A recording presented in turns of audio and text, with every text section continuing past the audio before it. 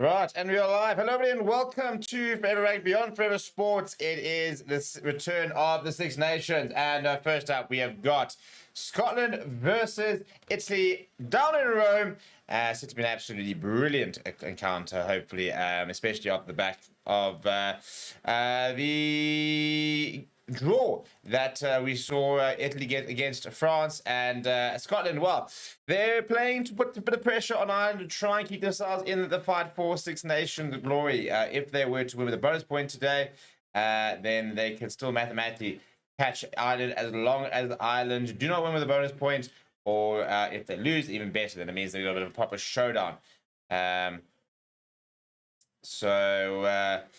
Yeah, we've kind of got the Italian national anthem underway. Please do smash like the video, by the way. Let me know in the comments who you are supporting, who you think is going to win this game. And let's get into this, shall we?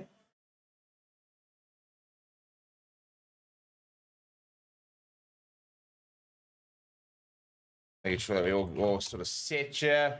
Italian national anthem is currently underway. Players are always very emotional when it comes to the anthems.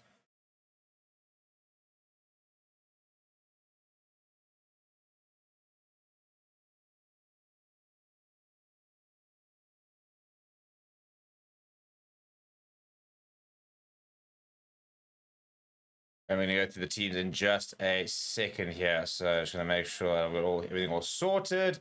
We're all ready to go.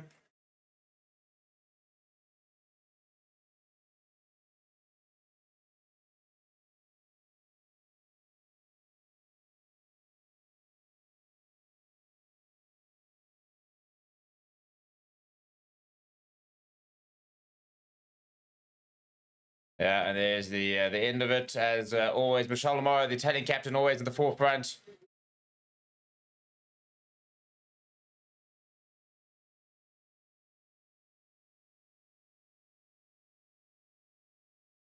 Right, let's go through the team, shall we? Where are we at? There we go. Italy versus Scotland. Let's start with the home side, which is, of course, Italy. And in the front row, it is Daniela Paschetti, Giacomo Nicotera, and Simone Ferrari. In the second row, it is Nicola Canoni, Federico Razza, Sebastian Legge, Michelle Lamar, Ross Vincent completing that pack. Martin Page Relo will partner Paulo Gabizzi in the halfback pairing, Monteoani, Louis Lillick on debut, the exciting young wing, and Angie Capuzzo, former world breakthrough player of the year in that full back there. In the centres, Tommaso Menoncello, and he will partner Jean Ignacio Brex. He's one of my favorite players. Substitutes are Gianmarco Lucchesi, Mirko Spagnolo, Giostri Zolacci, Andrea Zamanon, Lorenzo Canoni, one of my personal favorite players, Stephen Varney, Leonardo Marine, and Federico Mori. If we look at the Scottish side, a pretty consistent pack of Piers Goodman, George Turner, Xander Ferguson, Grant Gilchrist, and Scott Cummings in the second row, Andy Christie, Roy Darge, and Jack Dempsey in that back row. You then got George Horn partnering Finn Russell, no Ben White in the side this weekend. Duran van der Merwe, Carl Steyn will be the two wings. The Blair King one at full back. In the centers, Cameron Redpath gets a start with the injured Sino Tupoloto not available. Hugh Jones will partner him there. We then got Ewan Ashman, Alec Hepburn, Eddie Miller-Mills, the reserve front row, Sam Skiller, Jamie Ritchie, Matt Ferguson, Andy Price, and Carl Rowe completing that Scottish side.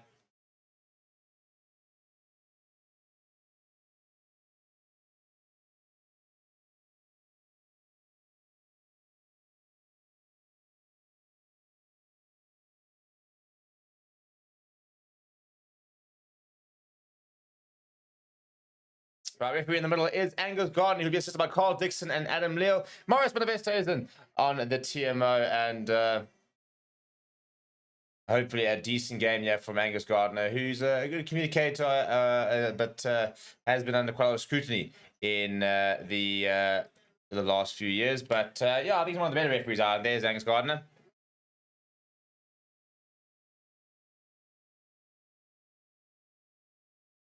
And Italy will kick off. They'll be playing right to left, I believe. We wait to see exactly from which side the camera's going to be on. But Paulo Gabizzi does get things underway.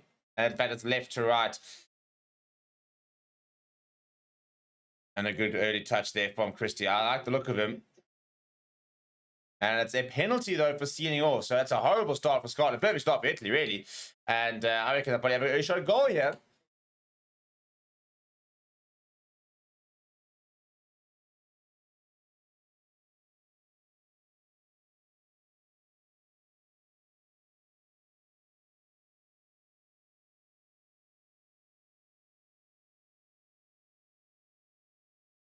Yeah, and I used to take the points here is Thomas, Paulo got busy, the man who missed the opportunity for Italy to grab their first ever victory against France. Great tackle. I mean, great win there. Mancello gets himself to a really, really good position of strength to win that penalty at the breakdown.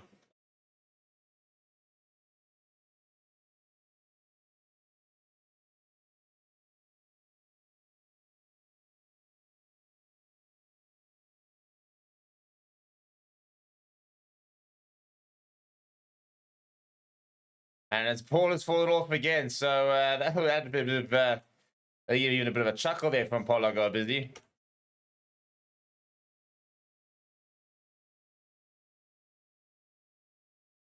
And no issue there from Paul got busy, who literally, I think, was, yeah, you can see the laugh on his face. He, yeah, you can appreciate the humor in that, given the fact that last time he was taking a kick for points, it was obviously that very controversial one where everybody's sort of debating whether he should have been allowed to be taken or not. But it's falling over there, maybe showing that he could have been at fault for the fact that fell off. That wasn't really the issue. The issue was more the fact that they was charged. That's a great kickoff, by the way. Watchalong and Ethan Carl stay making the initial hit there.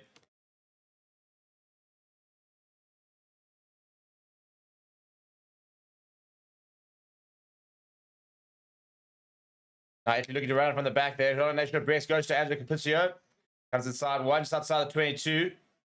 Loves having the ball in his hand as the superstar.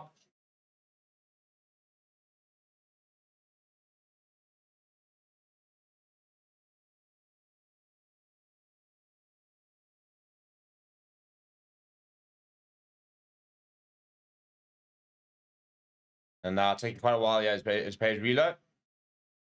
Gonna go to the box kick here. Yeah, this is, I mean, you compare it, it's not going particularly far. You're going to move it underneath it, and it falls back towards Cameron Redpath, but into an Italian hand, but forward off Italy, so it will be the first scrum of the day. I'll get my fan going. Absolutely cooking this side. 33 degrees plus so far today, and I've not been enjoying it one bit.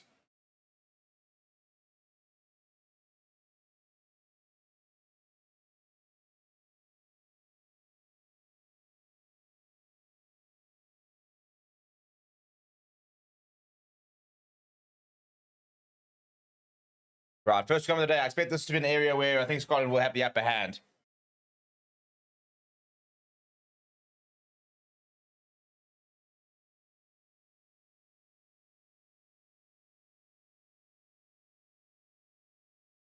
Solid scrum then. It goes out towards Hugh Jones, who was so good against England a few weeks ago.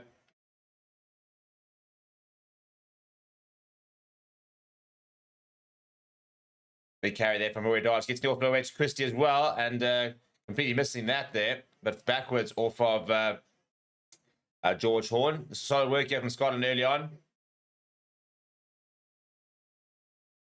And also going nice and short to Pierce Gilman. You can't really recognize without his long hair. Good handling, and this is initially good work, but left behind there by Carstein. Comes away to John van der Merwe.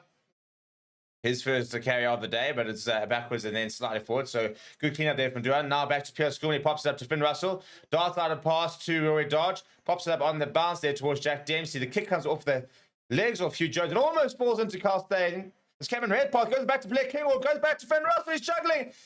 Looking for the opportunity. Oh, and it's left behind. Picked up by Hugh Jones. Jeepers me. Hot potato stuff here from Scotland. Very impressive handling. They're inside the 22 now. Pierce Schoolman. Industrious carry from him. Good carry there from George Turner. Now Redpath goes himself. Big carry there from George Turner. Bouncing off the one tackler. Good momentum now, this from Scotland. That's Dempsey now. Proper intensity this early on here from the Scots. And almost through, almost there. They're just short. They're 2 minutes out here, Scotland. To Pierce Gilman. What a tackle that is. I think it's Varsity who makes it. No, it's the Cotterer. What a tackle that is. Gilchrist just short. Pick up and go from Xander Ferguson. And scored. That's a good early try needed from Scotland. They're not started very well so far this Six Nations. They kind of have become a bit of a second half team. So important for them to get that early try. And Xander Ferguson, the British Lions tight end, is the man that gets over nice and early.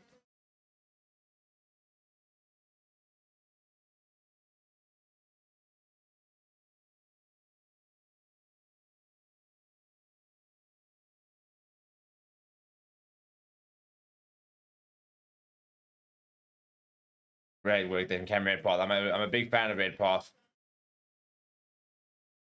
Really nice depth that the Scotland have at inside centre between Triple Otter and him. And you can see always looking with the offload there are the Scots. And nice carry there from Xander Ferguson, backed up. I think it's Jack Dempsey on his shoulder.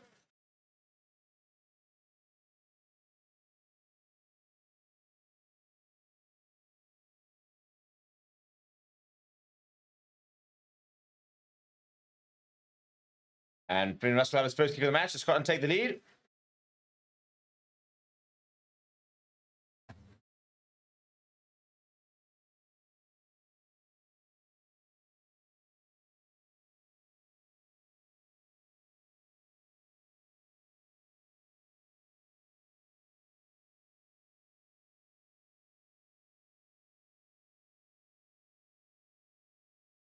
A good kick there from Finn Russell. So Scotland goes 7 points to 3 up in the first 10 minutes.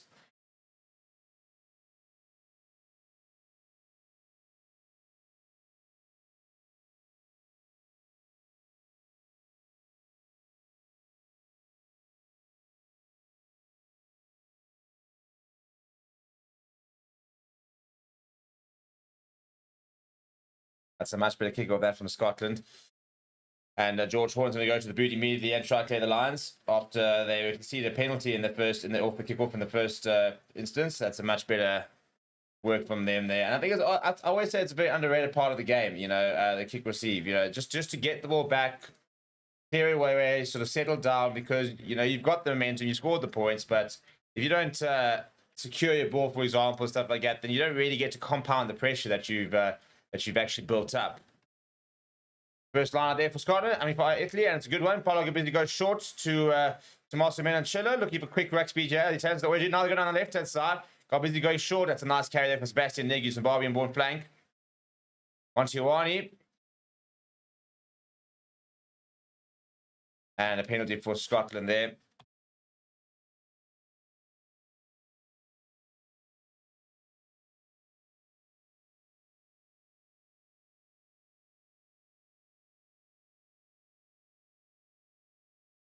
Scotland playing on white today, by the way. Obviously, it'll be a bit of a kick tash there where they're blue and... So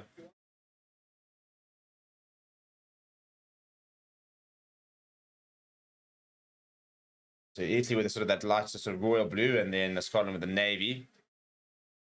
And Awani just slightly isolated there. And it's Xander Ferguson, the try scorer, who gets his hands on the ball.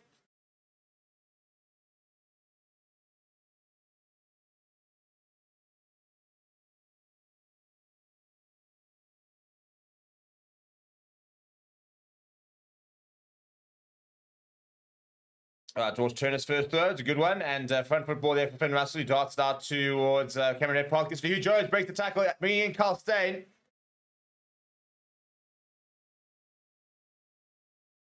That's a really good line being run now by Piers Kuman. Finn Russell. Hugh Jones, and he's lost the ball forward in the contact.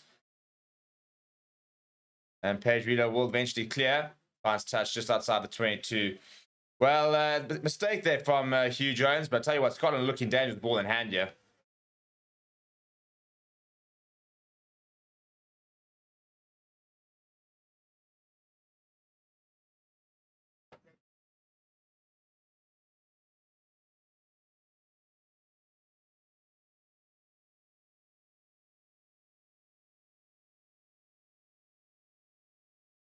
Good carry that from Alexander Ferguson, the try scorer. Now Hugh Jones. Sorry, it's Blair Kinghorn. Offloads to Duan van der Merwe, comes inside. Finds a bit of space for Duan van der Merwe. Powering through. Just short 5 meters out here are Scotland.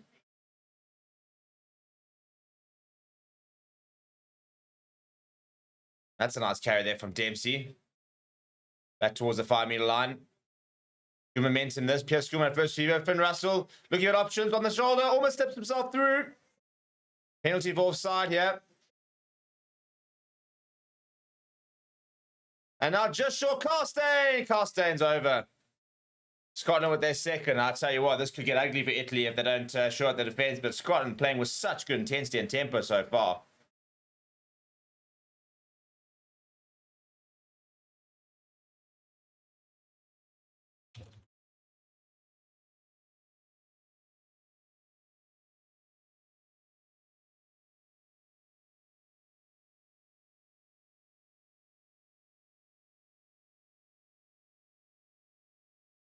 Yeah, I mean, it's just the pace and the intensity there. You see it pop up there, comes in early there. This Andrew Kaputso has to because there's so much space out wide. It was quite late to react to this. By the time he got to Carstein, was never going to be able to get low enough to be able to stop him from getting over. Really, really good work though this early on from Scotland.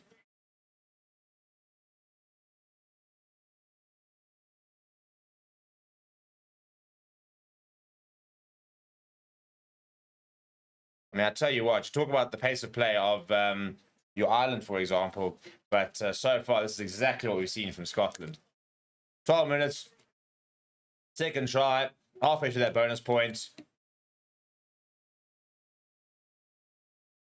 And the Messi of rugby, Finn Russell lines up his second attempt of the afternoon. His words, by the way, not mine. I did love the fact that he described himself as the Messi of rugby. I mean, it's an outrageous claim, but he's not far wrong from a talent point of view. I think he is probably one of the most talented players in world rugby. I don't think too many people can actually argue that. There's a raw talent. Nah, Finn Russell's got it in heaps and bounds, bundles, bags, bucket loads even. Richard Freeze saying, come on, Scotland. Alan Robertson saying, should be interesting, but tomorrow I really fancy Wales to do a job in France. I'll tell you what, I think I said that in my preview. I said I reckon Wales can come away with the result as well. A combination of France not being particularly good and Wales, I think, are growing into the thing. So I think they could get a result today.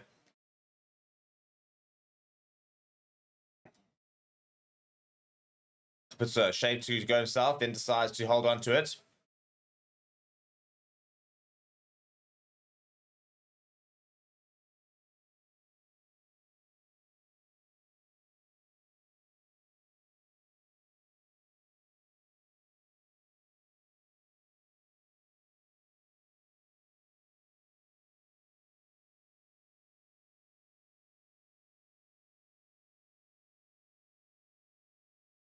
Penalty there for Italy. So just making sure that my England versus Ireland stream is all sorted, and then we can really get into this game.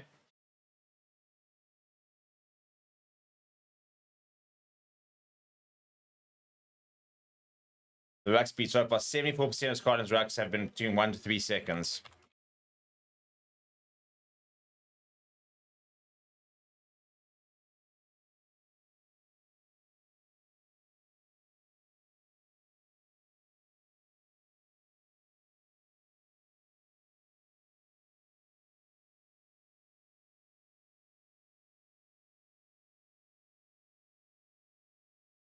And he'll chip over the top. And breaks this over. What a try that is from Italy. They hit back. Got busy with the chip. Jean-Ignacio Brix, what a player he is. Yeah, holds his heads to the side, but I think it could have actually been Pedrillo who chipped that over the top. That's a brilliant response from the Italians. Nacho Brix.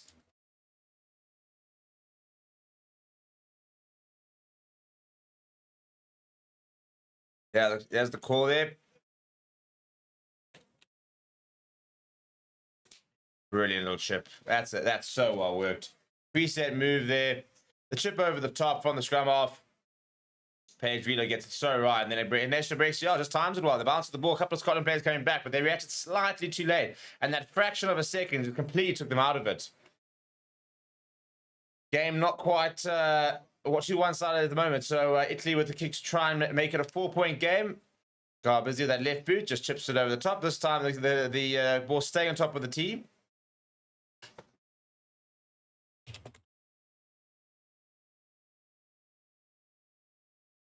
And it says, I'd love to see all our SA boys scoring all of Scotland's points, keeping in the run. Well done, boys.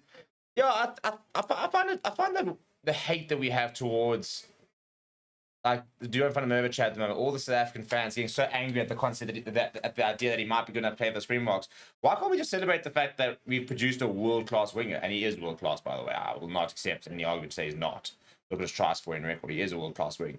But I don't understand why we can't just go sit there and say, yeah, how cool is it that kind of talent we produced? As opposed to sort of having these massive arguments of why he wouldn't start for the Boks or wouldn't be in the Boks squad. It's an international game at the end of the day. We had Beast Tawiri, who played over 100 caps for us. He was from Zim. He claimed him as one of our own. So I don't have any issue with it. I think it's a weird thing to get that upset about. Anyway, good hands this player. Now chipped in behind from Cameron Redpath. Garbisi with a bit of a fumble. Eventually manages to get it off to the boot. And manages to keep... That's actually a brilliant kick at the end from Paulo Garbisi. How does he manage that? A little bit of a fumble, and then he managed to... two of my favourite flower hearts, by the way, Paulo Garbisi and Finn Russell currently facing off against each other. So a nice little matchup there. Really, really enjoyed watching Paulo Garbisi live at the World Cup.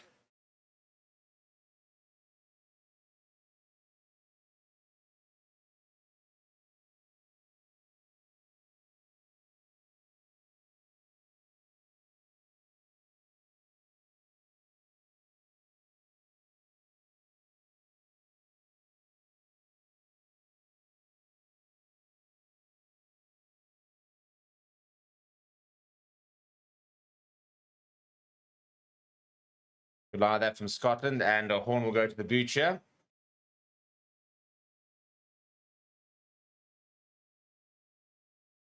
And it's not forward there from Montiwani into the hands of George Turner. Scotland into Italy's half. Dan Ferguson, and I think it's touched actually, but well dealt with there by Grant Gilchrist, who managed to get his hands to it for the Italian. Nice and short there goes Finn Russell. You can see barking the instructions here. Now goes Finn Russell. He sees a bit of space down the right hand side, goes to the boot. It's a bounce. Now he's looking for a good clearance there. Finds touch. Blair Kinghorn will take it quickly. Throws it back inside to Finn Russell. Goes back to Blair Kinghorn. He's slightly isolated, but Hugh Jones manages to get there and add the support. And Horn's taken out there. And referee says play on. A bit surprised about that. But a knock on in the process from Italy. And not particularly happy there as Menoncello.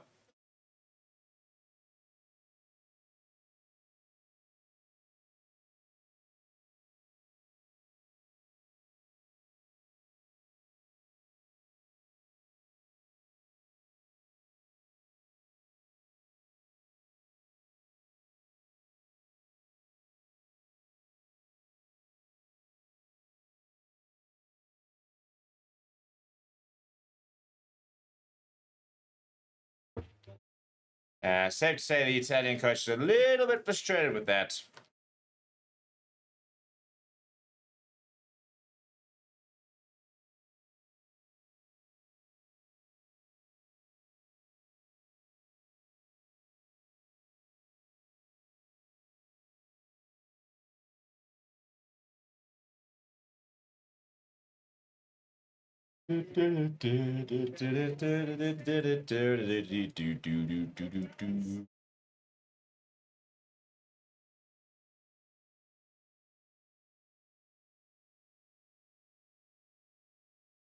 It says to support Italy. It's time for them to get some victories in the Six Nations. Usually I would support Italy, but I'd like to see I've got a bonus point win just because I want to try and keep the Six Nations open. And it'd be really, really cool if England could just produce some miracle result and beat the island later. Finn Russell now going to Duan van der Merwe. Duan van der Merwe looking for a bit of space to run. Pops it inside to Blair Kinghorn. Blair Kinghorn gets away from one. Powering through is the big fullback. Up towards 22. Carl goes to Finn Russell. Finn Russell with a cross kick towards Christie. Well, I'll tell you what, it's overcooked. I think Christie was a couple of meters in. I think if you had stayed a little bit wide, he might have had a better opportunity of getting there.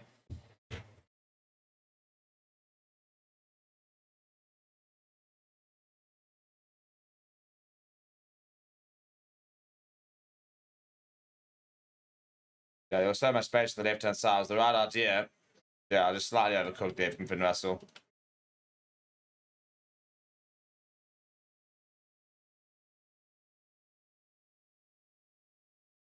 Solid line out. Carried there by Arthur Vincent.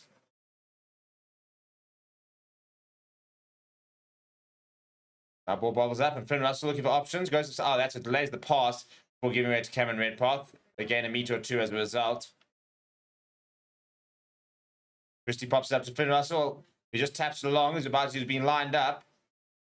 Now we dodge. Solid tackle from John Ignacio Brex. Probably player Brex. Scored the first try. Grant Gilchrist now. Finn Russell, not too much on going backwards. So he goes to the boot. Duan van der Merwe is up there. And he takes it very well as Duan van der Merwe. And then the ball's lost on the ground, and Italy to turn it over. Brex goes to the boot.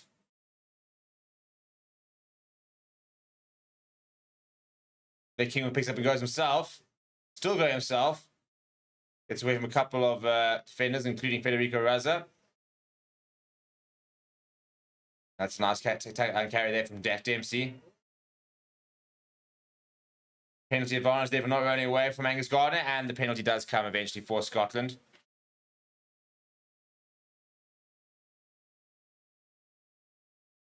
And Blair Kinghorn's come back from injury and looked so comfortable.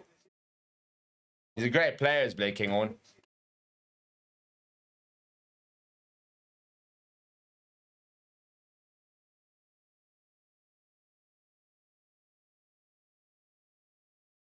Yeah, good work there in the end from Blair Kinghorn. Finn Russell was in no real hurry to get back there, so decided to do it all himself, the fullback, and it's a good kick that from Finn Russell. And they're 60 metres out here, Scotland, searching for their third try. At the moment, 14 points to 10. Been a close affair.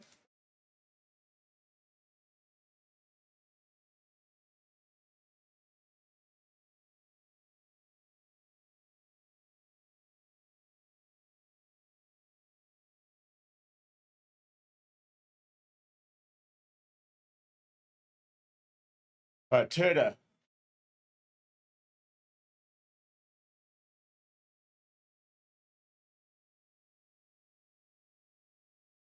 Cameron Redpath going back there, and inside ball, Duan van der Merwe, who was snapped up by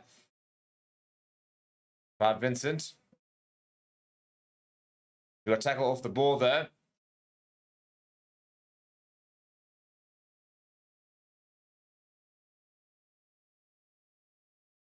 Finn Russell, oh my living, and they've put it straight into the hands of Monty Owani, who there was a penalty advantage. Otherwise, he would have run in. That was a really poor pass in the end.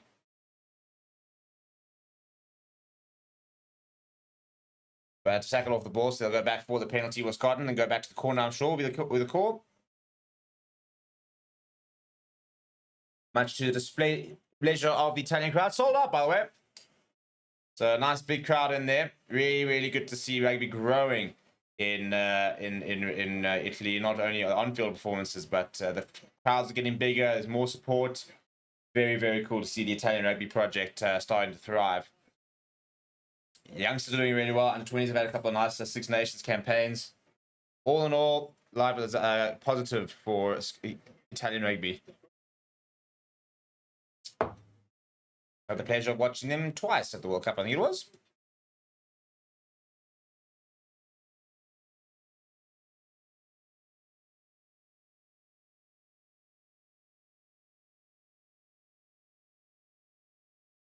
And also taking the points here, by the way. It's an interesting call. I think it's a bit of a show of respect there from Scotland to just take the points there and get themselves a 7-point cushion. So Italy was earning a bit of respect from the Scotland's captain. They say, no, we'll just take the points here. We've got the easy 3 points. Yeah, look, it could have been a yellow card had he been anywhere near Scotland. But even if he had put the ball down right exactly where he stood, they were never going to use it. So I don't think he's even going to get a card for that.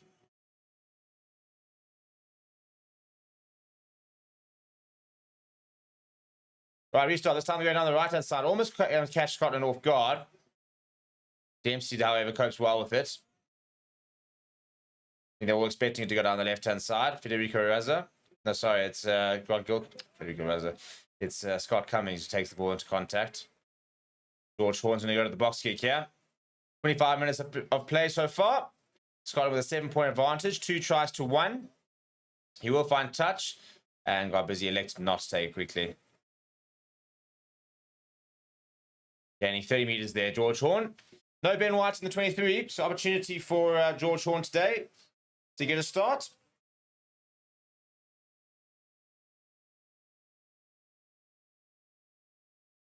Look at that stadium, absolutely packed to the rafters. What a great sight.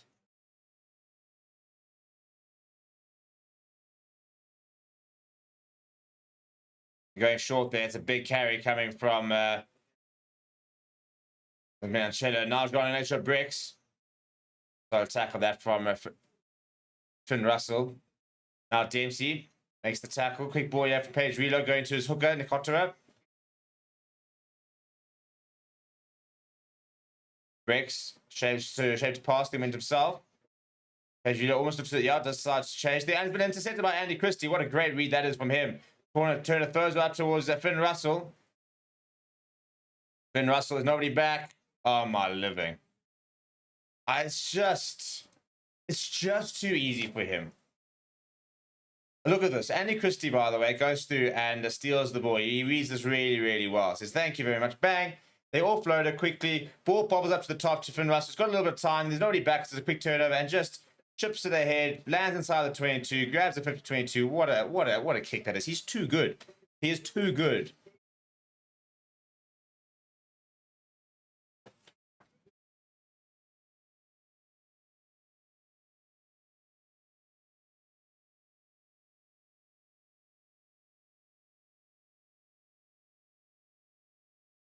What a kick that is from Finn Russell. All of a sudden, Scotland on the attack here with the attacking line out. You're looking at the rolling more. George Turner controlling things at the back there. They've got a bit of a run. Question is, can they recycle them back towards the back? Somebody's lost a boot. All sort of breaking apart. You're not entirely sure where the ball is. It's over the line. That's where it is.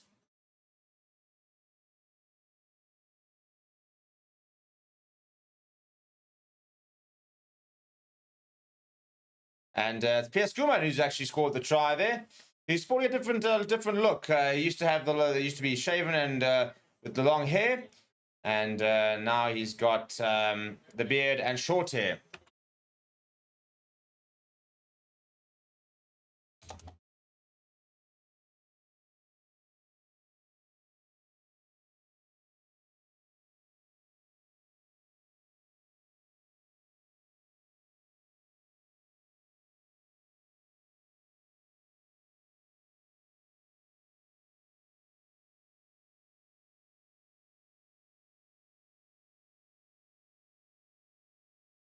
And that's all from Finn Russell's kick, by the way.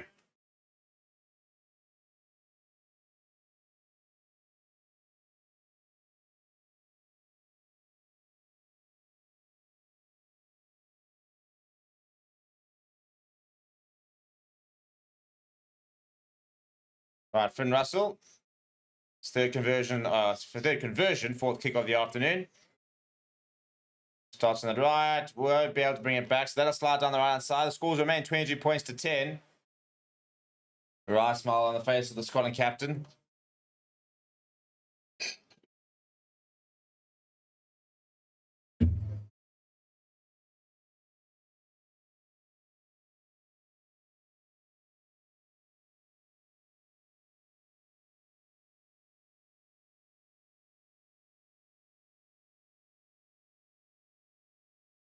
Right, I think the important thing here from Scotland is to keep the foot in the pedal.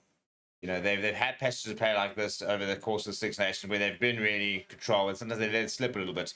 So they're 12 points up, 3 tries to 1. I think they'll be looking to try and get that bonus point try before half time. But then importantly in the second half, they just need to keep the foot in the pedal and keep hammering away and make sure that there's no opportunity for a comeback here from Italy.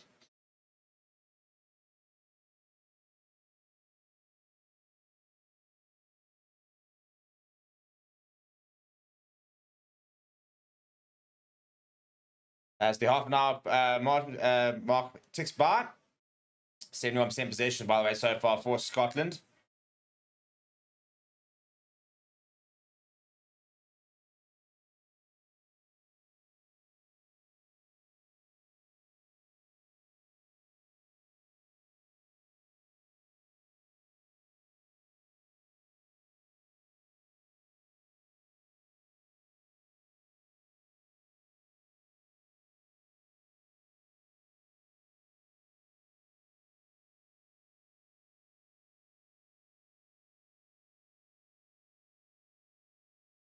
National Breaks tripped over the top there, and that's a very nice kick. It bounces just inside, so you'll pin Scotland back for a defensive line out.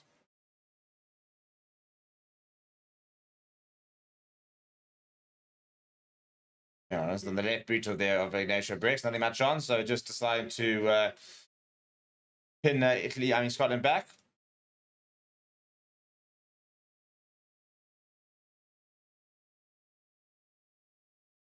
George Turner, a bit of a pressure line out here. Go to Cummings, it's a good line out. And Jack Dempsey hammers it up.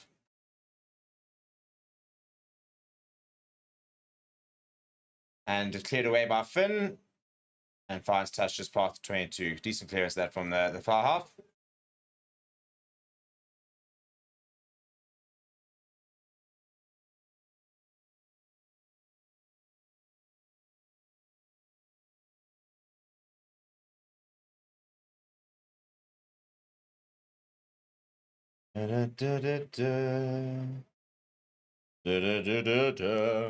That's a very messy line that from Scotland, and Turner electing to kick it through. Not quite sure why I didn't just grab it. So Italy maintain the possession despite the poor line out there. Montiawani carrying into contact. Now Page Vilo goes to the left. Carried up by Nicola Canone. So Sebastian Negri. Tackle is the call there, so Nakota has to be released. They now fire it. Solid carry that coming from Shetty.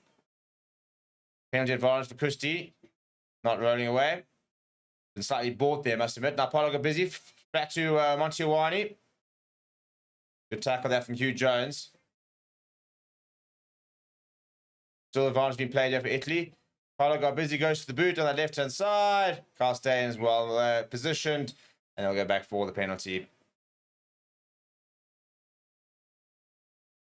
And you're not going to see Italy taking the points, yeah? You're going to see them kick towards the corner. All right, saying 66333 subscribers, really. That's actually a good point. Well, there we go. Nice little interesting number. I think he's going to take the points here. I'll take it all back. What did I say? I said you're not going to see Italy take the points here. That's exactly what they're going to do. I'm not quite sure why, but they have decided to take the points here with just over 6 minutes to go in the first half. They're 12 points down. I suppose it gets 9 points down. I personally would think they'll try and push for a try.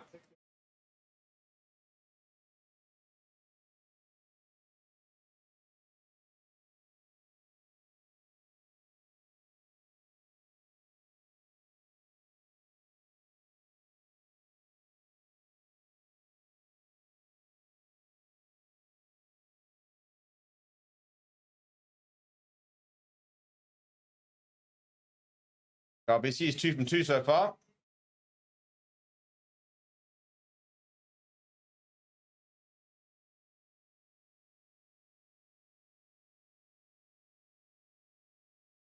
And no issues from him whatsoever.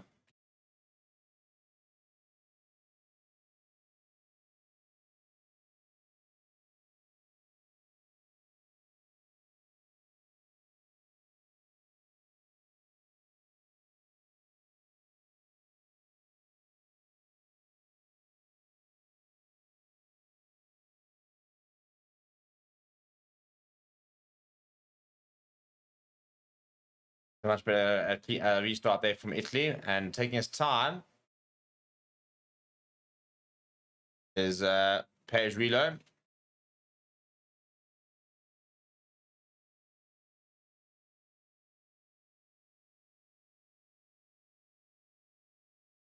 Good way to kick as well, and they managed to keep it in here. Scotland fires out towards Finn Russell, looking for options. Eventually pops it up to Cameron Redpath, who's just drifting. There you go, not too much direction. They're just giving that ball away there, Scotland. Now inside ball going to Polo got busy. Goes to Nasha Bricks. And he come off his line as Jonathan Merve. So Nasha Bricks makes a few yards, pops it up as well to Minoncello, almost gets through. Good tackle that from Gilchrist. Important tackle as well. Big counter out coming from Jonathan Merve though. And Scotland have turned the ball over. Very messy passage of play this is. Now once again, one back for Italy.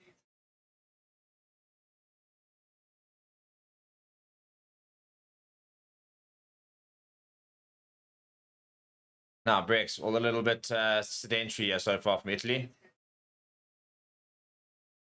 Page really going on the left-hand side. Brex popping up to got busy going short to Menanchilla. Menanchilla getting away from Carl Stain, brought down by Redpath. Got busy at scrum half. Taking a page out of his brother's book. Inertia breaks the first receiver, goes to Simone Ferrari.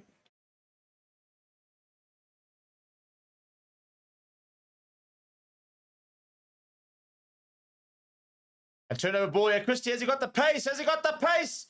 No, Brex will reel him in. And he's going to win a penalty as Ignacio Brex. That is phenomenal. I said that Ignacio Brex is a special player. He's reined him in, made the tackle, got up, won the penalty for holding on as well. Taking it quickly, though, the penalty, and it's actually bounced inside the field. So Turner's gone all the way back. He's a hooker, so he's not going to be allowed to kick. So he's just going to get to a running start. Gets away from one. Eventually, a double tackle on him. And that's sealing off, yeah. It's really, really poor. Lost his footing there. So another penalty for Italy. The game's just gone very scrappy in the last few minutes.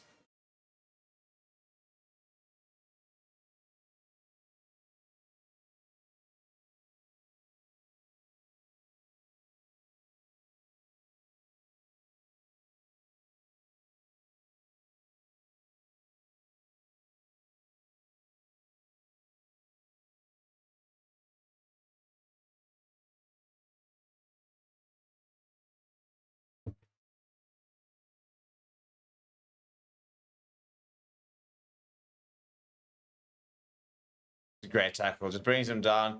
Gets up quickly. Hands over the ball. Very clearly shows the referee that he hasn't released.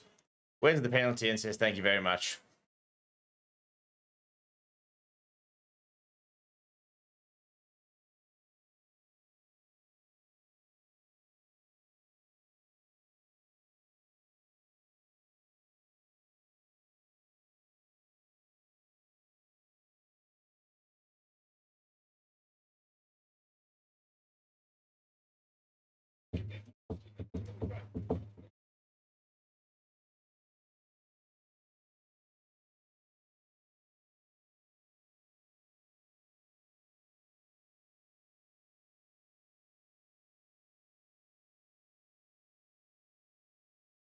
And they're going to take the shot here. Italy, they're going to continue to try and keep it in distance. And Paige Relo will take this kick.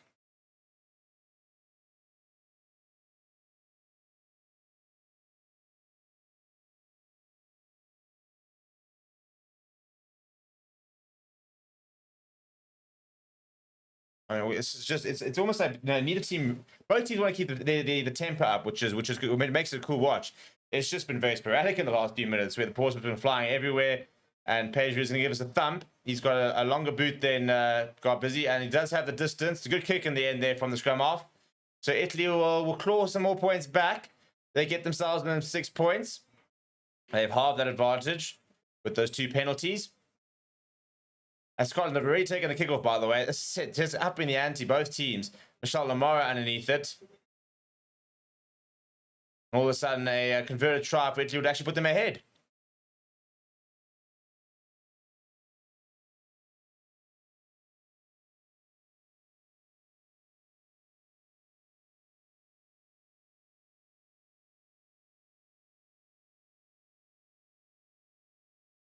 Well taken that from their Kinghorn. Ball going a bit loose, but not forward to the referees. Xander Ferguson takes it in. We actually haven't seen Scotland too much of the ball in the last 5 minutes. So Finn Russell fires it out towards, goes straight through the hands of Carl Steyn. I'll tell you what, the counter-attack could be on here. Lewis Larnick, let's forward to Andrew Capuzzo. He's being manhandled, by the way, by Duan van der Merwe. He's going to hold him up. That is proper from Duan van der Merwe.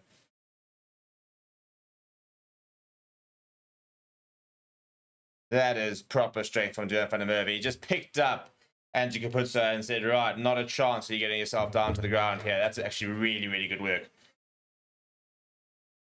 Well, a lot of people are saying that his defenses are good enough. For example, Duan van der Merwe, his ability in the air. So far, I've seen him taking a really nice ball out the air and putting a couple of nice defensive contributions. So maybe out to prove a bit of a point at the moment is Duan van der Merwe.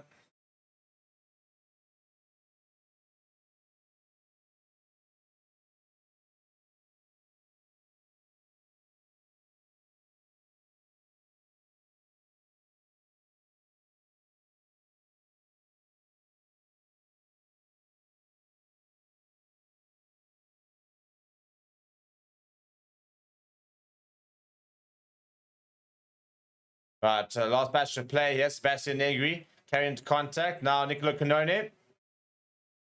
His brother Lorenzo on the bench, back from injury. Now Vincent. So I think it's Sebastian Negri.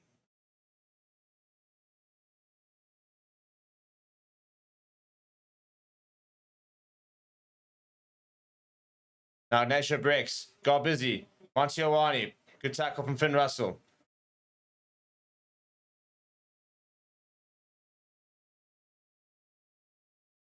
Pick up and go through the middle goes Federico Raza. And Rito's caught in the ball. The ball comes a bit loose. And Menoncello runs onto it. Runs into his opposite number. Bounces his opposite number. And he's eventually brought down by Jack Dempsey. Really good work this for the Italians. And I think he got almost a little bit forward there to Lanek.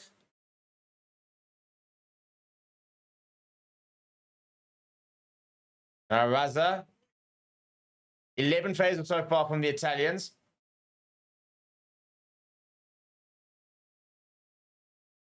Canone. And there's a penalty we won there. I think it's Jack Dempsey's going to come away with it. That's really, really good work under a lot of pressure from Jack Dempsey. Relentless pressure from the Italians, but eventually an opportunity to get over the ball, and Dempsey wins a very important penalty, and that will be half-time. Or will it? No, that's a brilliant kick from Finn Russell. He wants to try here. He's gained 43.9 meters, basically 44 meters. Looks probably pissed off with life as well, as Finn Russell is saying we need to up the ante. Yeah, I like that. I like that. He wants to get a try for half time here. He wants to have that bonus point wrapped up by the time he goes into the dugout.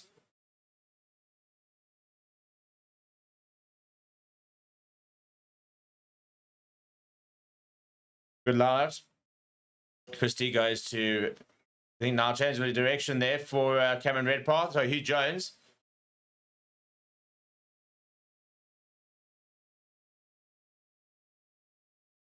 Horn goes to Gilchrist.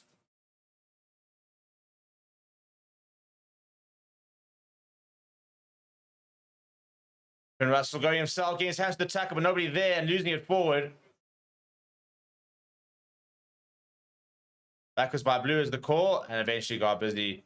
Goes to the boot there, and you can see Finn Russell not happy with it. Let's chat to the referee about something. But half time, and the Scots in the lead, but Italy not out of it at all. 22 points to 16 it is going into the break. We'll see you guys in just a little bit. Don't go away. Smash like the video if you are new, and subscribe to the channel, and I'll see you guys in a little bit. Hello and welcome to Forever Sports, and it is Varsity Cup season, and I'm very lucky to be joined by a former Varsity Cup player, now playing his try with the Cheetahs, Currie van der Merwe, to chat a little bit about the Varsity Cup and his rugby career, and a big shout out to MPL. As part of our Varsity Cup campaign, we are chatting to some of the former players about their experience with the Varsity Cup and exactly how it is a pipeline to professional rugby. First of all, Currie, thank you so much for giving me your time, and how are things, and how's training going and everything? Hi, Steve. Thanks for having me. It's been tough. We've basically been in a bit of a pre-season since our last game overseas against Oyena. Having a pre-season here in Bloem, it's 35 degrees, so it's tough. But we're almost at the end. Yeah, a very interesting concept to have a pre-season kind of mid-season. Sort of that sort of start and beginning of the end of the seasons must be quite different. But we're going to get into that in a little bit. But before I want to go into that and what's happening now, I wanted to throw you right back to the beginning of your career, because it's safe to say you haven't had the most orthodox sort of journey into where you are now. So can we start right at the beginning? I believe went to school in Potchefstroom, and sort of from school to playing for Pucker, you know, where did it all begin, and sort of what was the kind of journey to Varsity Cup? So like you said, bred there in Potchefstroom, and I got a bursary. Malusium Tetwa offered me a bursary to go play there. Basically just started there from under 19 when it was still the Puck. Started playing there under 19 levels. Onto Young Guns, Varsity Cup Young Guns. under 21 with the connection with the Pick and the Leopards. So under 21 Leopards and Currie Cup there. And then from 2016, started at a first glimpse of Varsity Cup. But I got an injury, I think, in early part of the season. So I just thought I had a bit of a taste with it. And then only got back at end of 2017. So yeah, basically just climbed the ladder there at university. And then 2019, after the Varsity Cup season, I got a call to come join the Greek Quiz. Obviously accepted, had a wonderful stint there till end of 2021. And yeah, was very happy to get the call from the Cheetahs, from Hollies and them. So yeah, and so far just been enjoying it here at the Free State. Yeah, I think very interesting, as you said, going from, Poch obviously a very good rugby university, but the Leopards sort of playing sort of Super Sport Challenge and sort of Premier Division, so it's not necessarily known as a rugby powerhouse from a professional point of view. No. So, what was your experience, getting involved in sort of the young guns and stuff, and knowing that Varsity Cup, which was relatively established by the time you got there, was sort of a genuine avenue to something more? Yeah, well, the Young Guns was great. I think luckily now they, like you said, they were established. They at that time we only played, the Young Guns weren't fortunate enough to play an entire season. They were played in divided into parts. I think we played like 3 or 4 games maximum, and then I think the top guy in the pool would play semi-final, final, and stuff. So it was a shorter competition, but it was nice to getting started there. It gave you that just bit of a start to play that type of rugby, and it was nice. Yeah. And sort of the university environment. The big thing, obviously, before sort of Varsity Cup happened, people would go to university, they'd play rugby, but maybe not sort of the professional extent it is now. Now we're seeing coaching staff, and teams of people behind. What's this? Give us a bit of an insight. What's the environment like when you start at Poch, for example, and you're within the younger setup and that sort of group? What's the kind of environment like compared to, say, for example, the school environment, which is also very professional these days, but obviously would have been quite different back then? Yeah, no, it's very professional. I haven't been back at the HPI and everything there since they've changed it. They've actually they've revamped the entire setup there. It's actually even bigger and larger than NW at the moment. So, but you've got everything there. It's some of the top facilities, and you've got world-class coaches there as well. If you look back on all the coaches they've had, they've got Robert Dupree, Jonathan McQueen. They've got great coaches there that take you under your wing. So when you get there, it's what's the word, like you feel over in over your head. Everything is so massive, and you get there. It's you start with lots of tests, and you as a schoolboy aren't used to that. So it's fitness tests, strength tests here and there, and then preseason then it just starts accelerating, and you have to quickly find your feet. And yeah, well, just you get that notice and say yes, you gotta raise the bar here and start. You actually in a professional kind of a setup. So yeah, it's kind of tough, but nice in the same way. And when you started at university, was professional rugby always the goal, or was this kind of, I've got an opportunity, I can get myself a degree, get myself a qualification, and whatever kind of happens with rugby on the way happens? Or were you quite determined that when you arrived, no, this was the career you wanted to try and sort of carve out for yourself? Yeah, no. So so it started. Every boy has a dream that if you want to play rugby, you want to play rugby at the highest level. So it started when obviously with the bursary and stuff. You think, okay, I didn't get a contract after Craven Week to play at a professional union. Like the Bulls, Cheetahs, and whichever, and so then you go university, Varsity Cup. Okay, that's my next step. And then you just think, okay, well, let's get it, try and get a degree. Obviously, you need to you have to bring yourself options, get yourself a lot of options.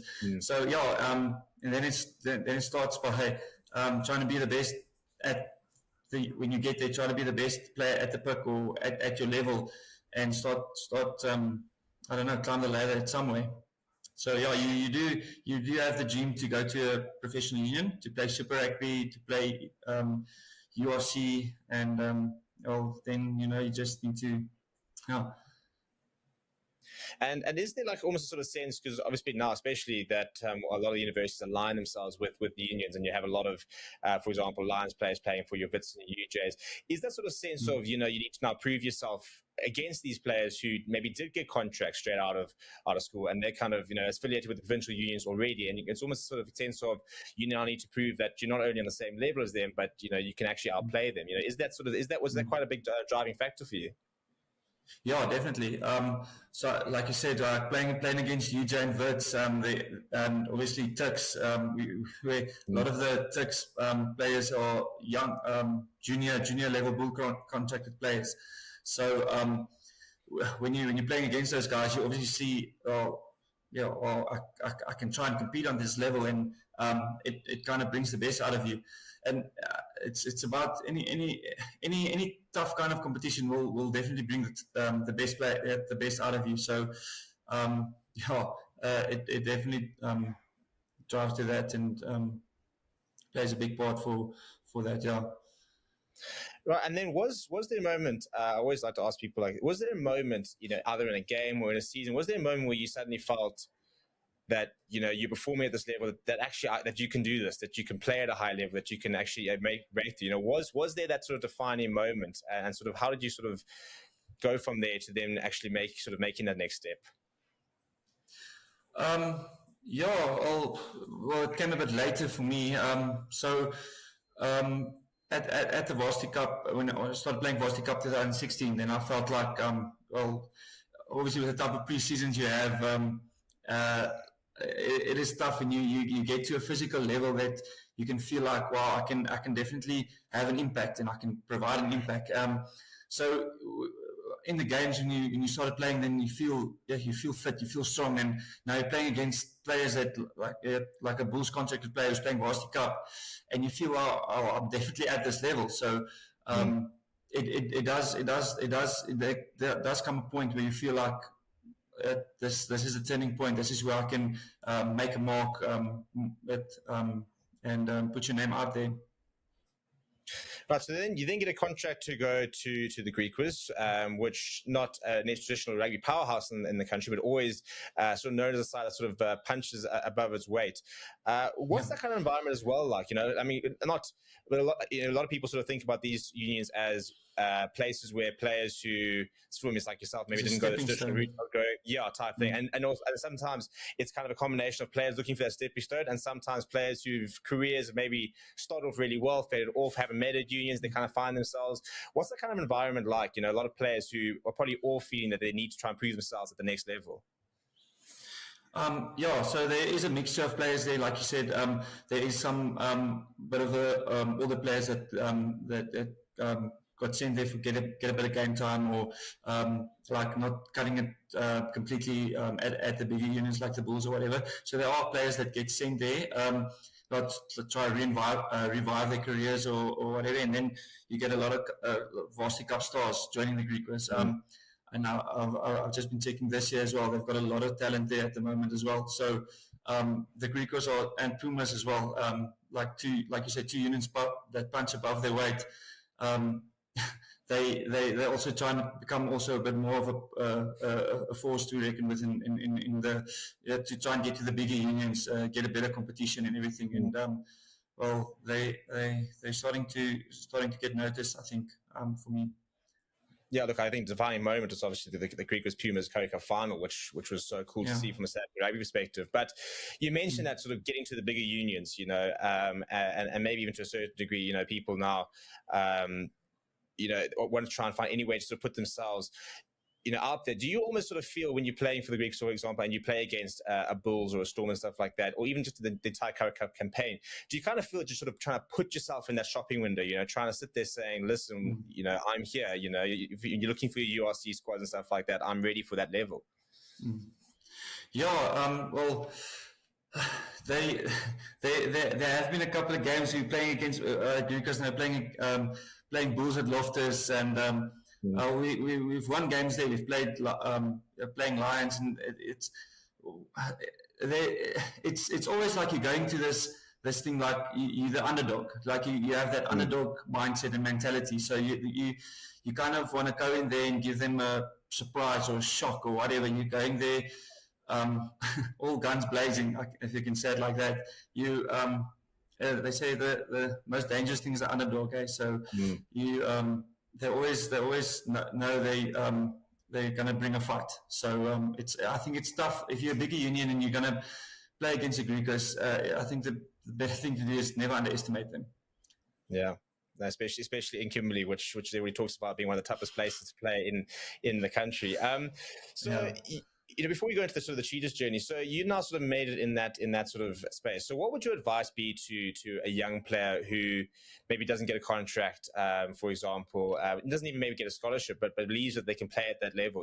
What advice would you give them in terms of looking at the Varsity Cup as that stepping stone, as that opportunity to get that exposure? Yeah, I think definitely give it a try. Like you get a lot of people that studying is not for me, and obviously you need to study to play Varsity Cup. So you get a lot of people say, I just want to play rugby. I study. I won't be able to study or whatever. I think there has to be a moment that you have to make that decision. It will definitely better you as a person and as a rugby player, because it's going to bring the best out of you. It's going to challenge you physically, mentally.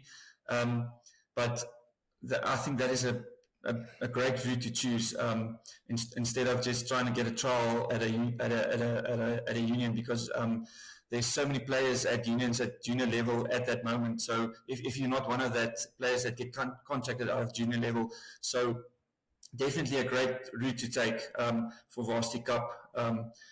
And try to take the road from there. So I would definitely encourage it. And I mean, you've been involved, you've gone on the road, you've gone to Varsity Cup games, you've been part of that sort of vibe, and it's amazing how, at times we've seen bigger crowds at Varsity Cup games than you do at sometimes provincial and Currie Cup games. What do you think the sort of the role of Varsity Cup is within South Africa, not only just from a player point of view, but just to sort of grow rugby as a product? Because it's so, for the casual fan who mostly watches, the 12 Springbok games a season, all of a sudden you're now at a university. Right, and we're back. Hello and welcome back to Italy versus Scotland in the Six Nations. Scotland currently leading the Italians over in Rome, 22 points to 16. They need just one more try for the bonus point, but Italy very much are still in it. They played well at times, and it's been quite an exciting game to watch. Game has sort of ebbed and flowed, and the momentum has shifted. Scotland started off very, very well. Last sort of 10 minutes of the half really belonged to Italy, but Scotland still probably very much on top here at the moment, despite only having a 6-point advantage. And I'm pretty sure the message from Gregor Townsend would have been to start well and get an early try here.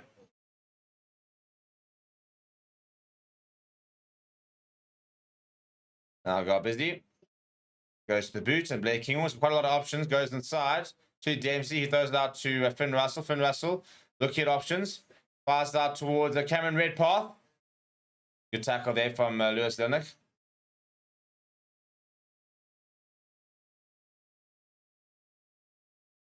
You carry that from Jack Dempsey. Now Russell fires it off to, I think it's Roy Dodge. Hugh Jones at first receiver, popping it up to Christie. He's played well so far today on a rare start for number 6. Finn Russell fins it straight out to Carstein and steps aside of Awani's, eventually brings him down. Now George Turner looking to try and add a bit of tempo to the patch to play there. Finn Russell. Hugh Jones carrying onto the ball. Hugh Jones straight through. Inside ball. And it's going to be Horn. And there's the bonus point for Scotland. Exactly what Gregor Townsend would have wanted. To start well, score early. Really, really good work that from George Horn.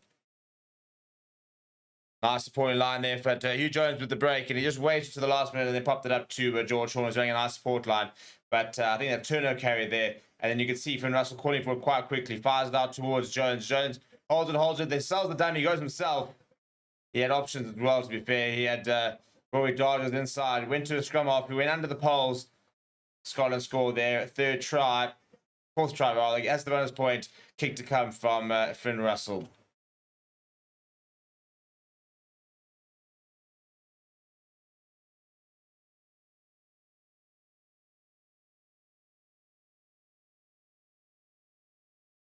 And having said that, though, they are going to have a check here to see the potential obstruction. I think it's Grant Gilchrist who was just hanging around, just around where the gap where Hugh Jones stood burst through. I don't think it was really infringing them, but they are going to have a check.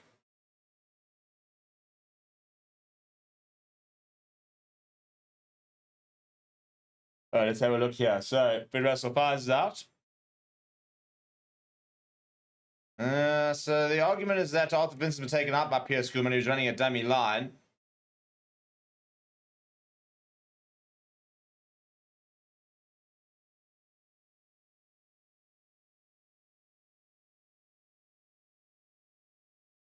I think his try's going to be ruled out here, by the way. I think Pierce Schoolman's going to be found guilty of taking the defender out. Yeah, tries to get ruled out there. No try is the call from Angus Gardner for obstruction. And in fact, it'll be a penalty for Scotland, I mean for Italy. Which I think is fair enough. I think he just gets it a bit wrong. I think he runs a bit too aggressively, does Pierce Schoolman. Look at what Pollard got busy celebrating there, telling people to step up. Yes, saying, come, we're still in this game here. He's still a very young player, as Pollard got busy, but the way he talks to the players, the way he takes charge of this team is so impressive with somebody who's, what, I think 23 years old? So he's 24 this year. You think how young he is, still is. And he's played well over 30 caps for Italy. Doesn't find touch, though, having said that. And just fall back to Italy. Montiolani with the ball, though. Good tackle that from George Turner. Good cans there. Nakotero now got busy. Delaying his pass in Asia Brest. They've got numbers here. Federico Razza's going to go himself. Ball in one hand. Gets the offload away as well to Menoncello. Good hands, good hands. Inacio breaks it almost through. Much better this from the Italians. Got busy. Stabs it ahead. And I tell you what, it's going to hit up just up for Louis Lineker. It's going to go over. It's going to go over on debut. Well, there it is. How's that for a debut? Italy are back. The kick to come to take the lead. And it's the debutant who's over. What a little kick in behind. Paulo got busy. What was I saying about him?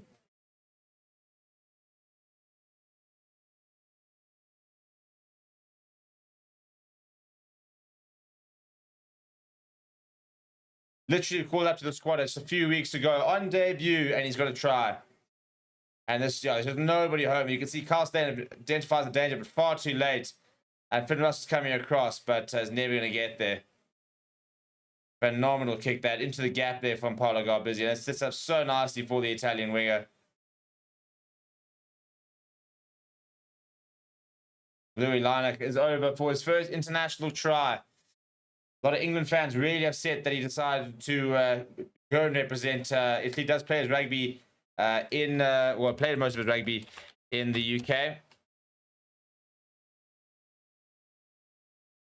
He was born in Italy, qualifies for England, and plays for the Harlequins. Oh, God, Busy missed the kick. That's bizarre. Well, that should have been the kick to take the lead there from Paolo Garbizzi. I think it's a gimme. I think he's just shanked it because he's just not really expected it. But anyway, the penalty here from Italy. The 23-year-old, by the way, Louis Lineker going over for his first try.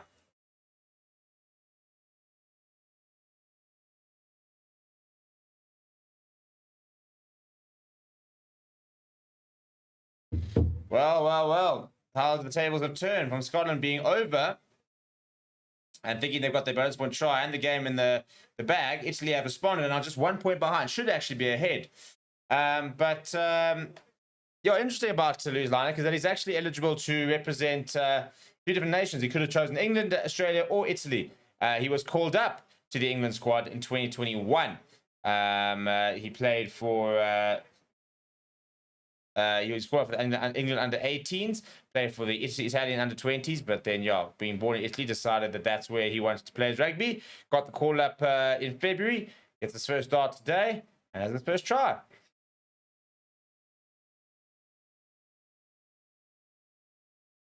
Russell, that's a bit of a lazy pass, and Carl Steyn had a bit of a mare, actually, to be honest. Turned over from Italy, so Scotland have been very, very sloppy now.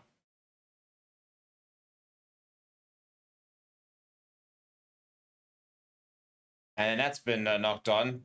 Quality of rugby in the second half has been, apart from that try, not been phenomenal, to be perfectly honest. Varner over here, Blair Kinghorn, bit of space, fires out to Joe van der Merwe. Joe van der Merwe, now look at the pace of Joe van der Merwe. And he gets bundled into touch. Opportunity to try and go down the left hand. Andrew Capuzzo was almost managed to get away from him. I think he had a little bit of help as well. The 2 players managing to get Joe van der Merwe into touch. Haven't really been able to get into the game as much as they'd like of Scotland.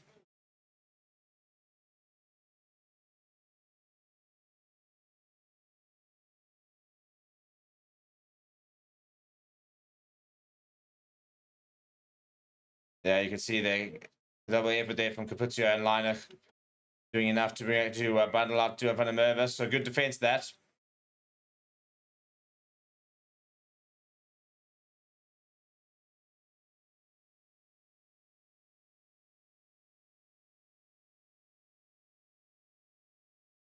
And a penalty there. And a bit of afters as well. That's between Sebastian Negri and Scott Cummings.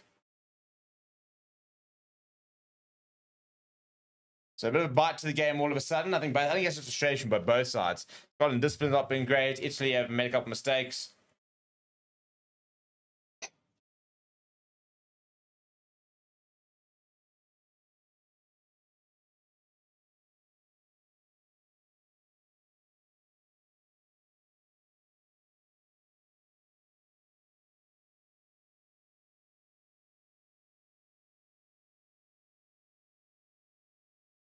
Two big lads going at each other there. Scott Cummings and Sebastian Negri. Always got to watch that Six Nations Full Contact episode on Sebastian Negri. Born in Marandera. I've got friends from there, actually. Fortunately for them. Chuck grew up in Zim. And before we went to go to school down here in South Africa, I think he finished at Hilton. Played a bit of rugby down here. Never really, I don't think he actually ever got a debut before then go overseas.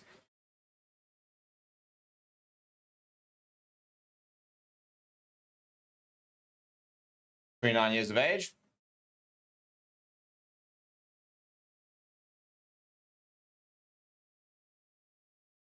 And on the right hand side, go Italy, not too much on. So Nation Breaks goes to the boot, but it's charged down and eventually falls back to Scotland. Rory Dodge loses it backwards of the call. Knock on advantage here for Scotland.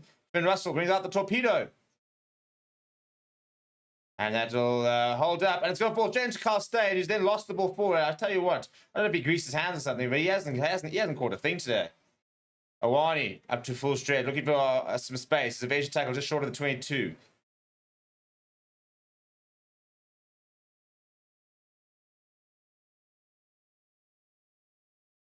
That doesn't find touch there. Finn Russell coming inside, looking for options. Wants to go himself. Goes to Joe van der Merwe. Runs to Menoncello. Takes the tackle well.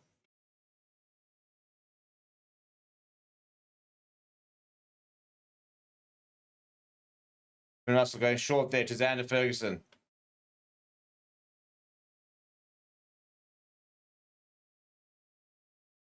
Right, Carl-Steyn. Dips the side of Awani.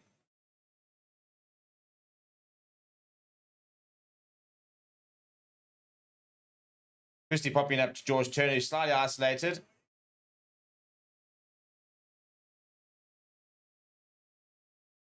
That's pretty poor handling, but good offload there. Ah, never mind. As I said, that looked like a good offload there from Jack Dempsey, but the handling's been really, really poor recently. The passes that were sticking in the first half are not sticking in the second.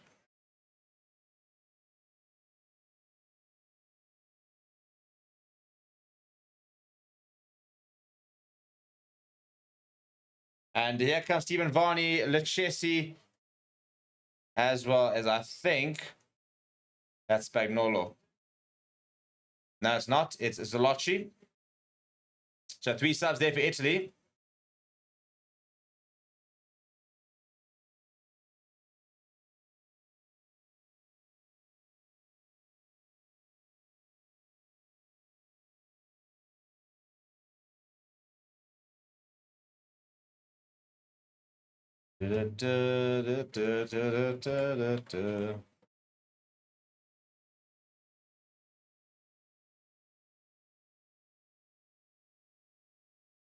So cool to see such a full stadium.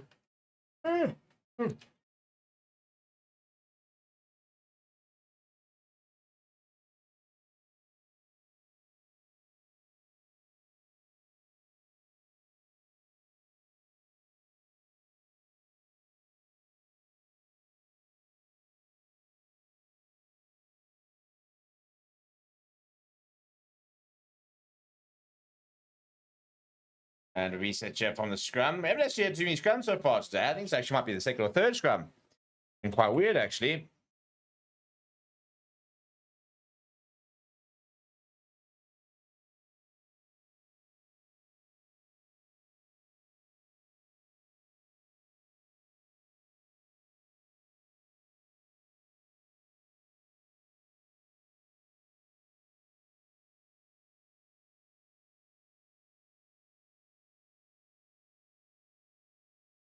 About to say, I love it from the commentator saying Stephen Varney brings experience off the bench. I think Varney is about 22 years old. Yeah, he is 22. So, nice penalty, by the way, at the scrum for Italy. That's interesting. They just brought on 2 front rows.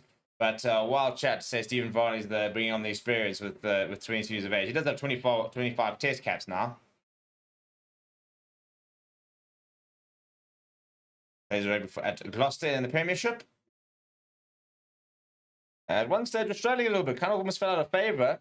But slowly getting himself back into form.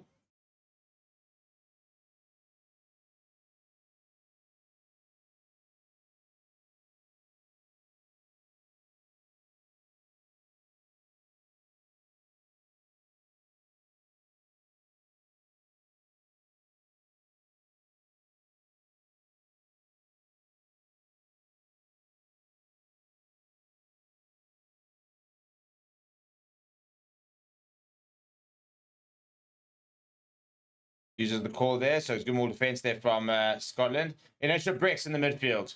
Brought down by Rory Dodge. Quick ball out from Vaughn. Debark busy. Inside ball though to Lekesi. Good leg drive from him.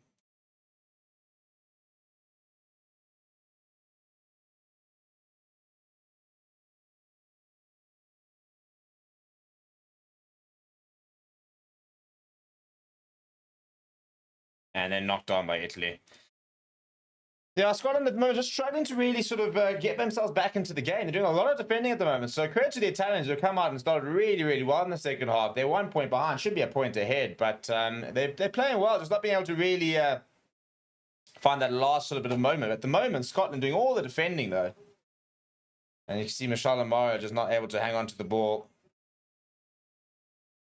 The inspirational Italian captain at the I think he's younger than me. Quite depressing. He's 26 this year, I believe. And he's been captain for about 3 years now. 2021.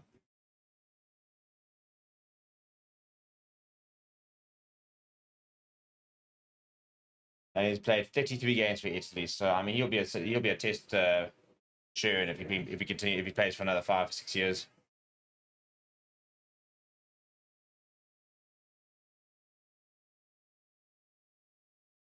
Now they go down the right hand side. Blake Kingman will boot this forward.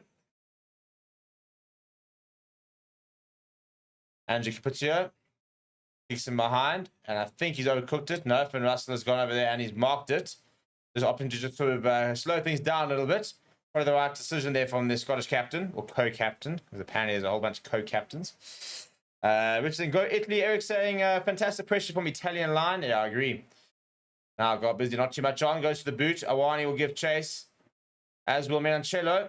Blake Kingman's underneath it, gets away from Awani, who does manage to tackle eventually, and Menoncello will complete the tackle. But good work there from the Scots to scramble back and provide some support. And eventually, Scotland have got the ball available for Grant Gilchrist. He's going to go to Pierce Schoeman, I believe. And it does go to Schoeman, who just takes the contact, really. Now Horn pops it up to George Turner. And now I think he'll go to the boot.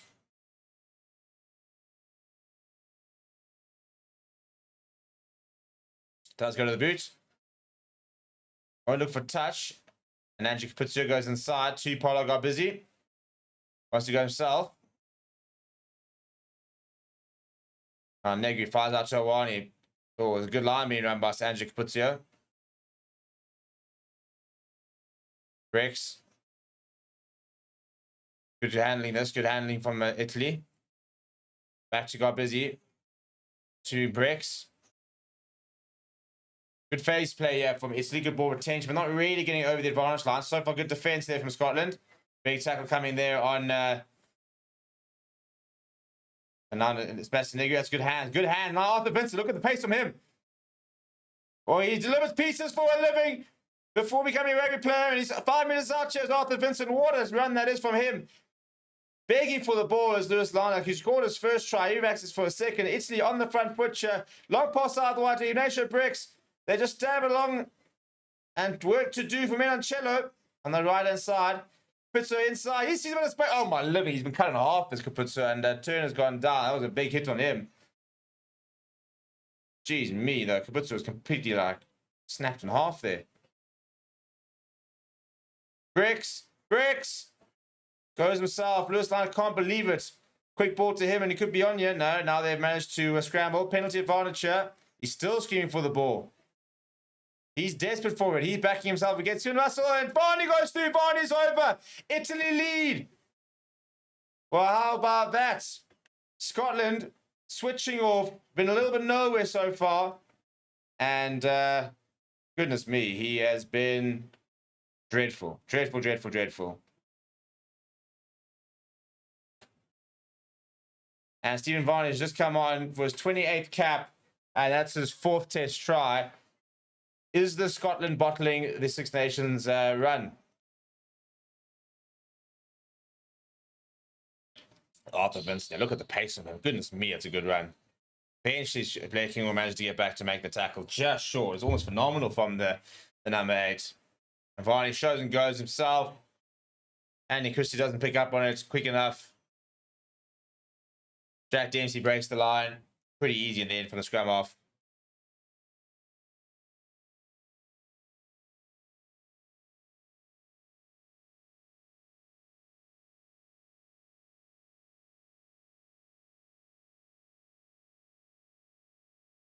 Now Paolo got busy. And this is his last one. I think it'll take a bit longer for this one to make sure of it.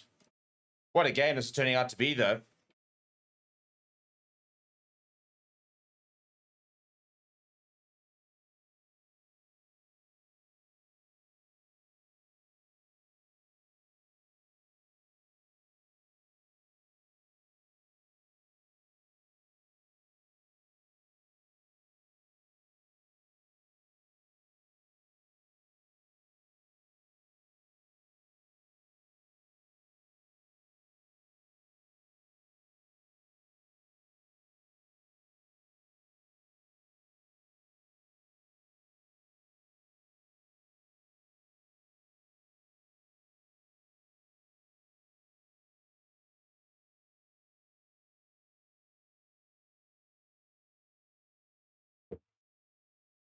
Right, down the right-hand side goes Finn Russell. And Varney, this try scorer, immediately goes to the boot and he finds a very nice clearance back towards the halfway line. This is really good work here from Italy. Game management as well there from Stephen Varney.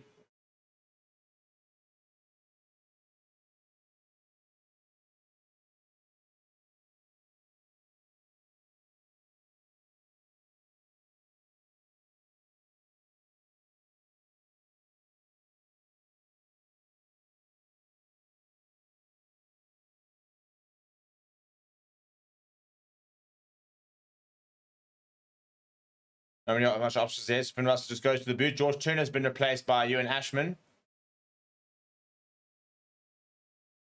Couture will kick downfield to Finn Russell. In fact, it's got between Finn Russell and Blair Kinghorn. Kinghorn will go to the boot. Look to find touch. No, he won't find touch. Down the throat of Palagar Busy. He goes up from Monte Owani to chase. Eddie Price was the park, by the way. And Finn Russell's taken up, but Scotland do get the ball back.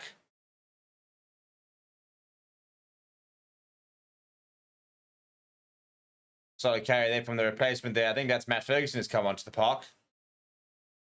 Now Price goes to the boot. Spagnolo on as well for Italy. Fumbling the ball there, got busy, but eventually managed to present it to Varney. Italy back inside their own half on the 10-meter line with 20 minutes left on the clock.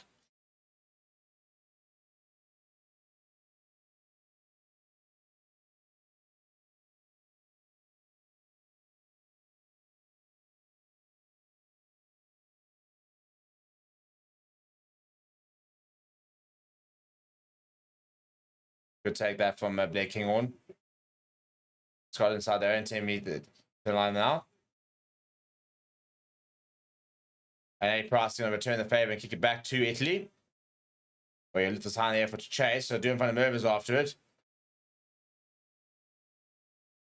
What a take that is when Palo got busy. And Varney just taking his time there. He's also a putter on the right hand side.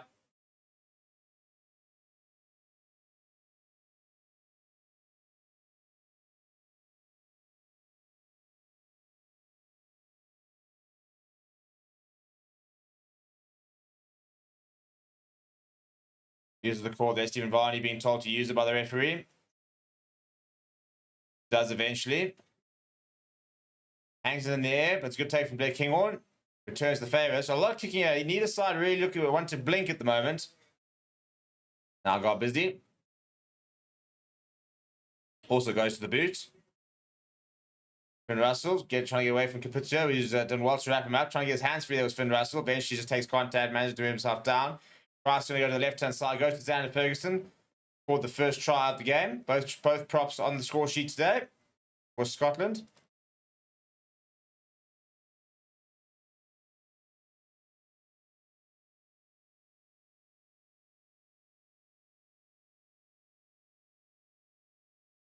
I'll tell you, it's just kicking on. Yeah, so playing a territory game here are the two teams.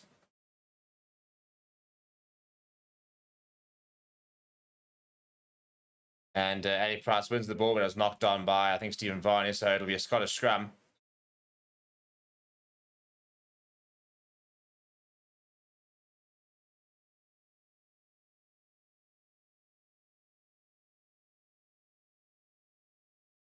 And the Scottish forwards at the moment just haven't really come out pitched up in the second half. They've really allowed Italy back into proceedings. And Finn Russell, who had some good momentum in the first half, has been starved of any momentum so far in the second. Italy with 57% of the possession in the second half. That tells a big story.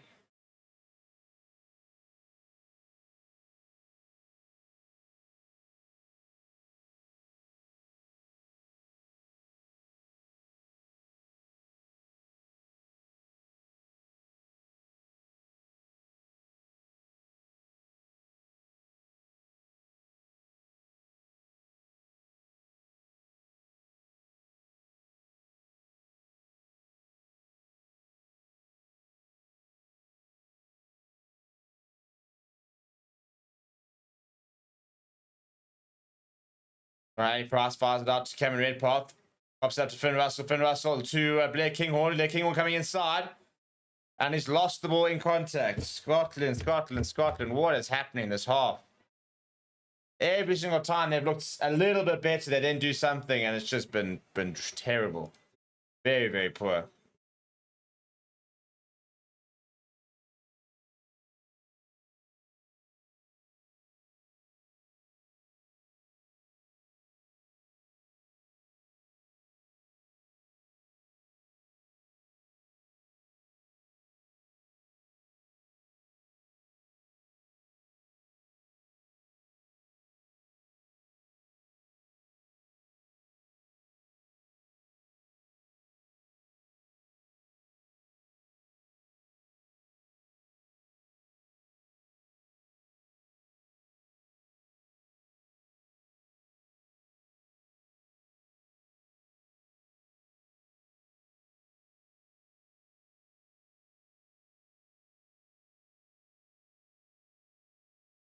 Have a reset here at the scrum.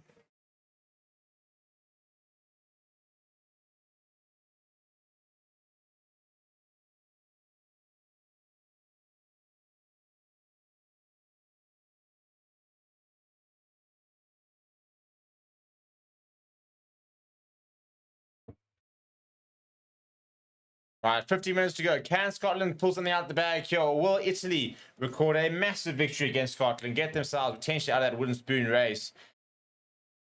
They've been much better than the Six Nations. They pushed France, should have beaten France. They pushed England really well in the first game as well. So this Italian side are no longer just making up numbers. Really, really are here to compete.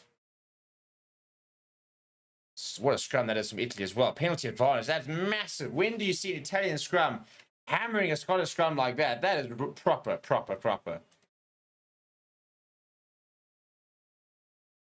Could this be a turning point, hey, the Six Nations?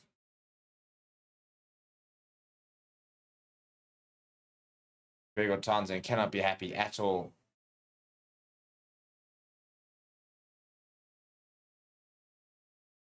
How about saying Scotland need to man up, but taking off Horn was a mistake? Yeah, I think I tend to agree. I was enjoying George Horn. I think that I like Eddie Price, but I think if you're in the lead, I think he's a good player to bring on. But chasing the game, I think that Horn could be a point of difference, to be honest.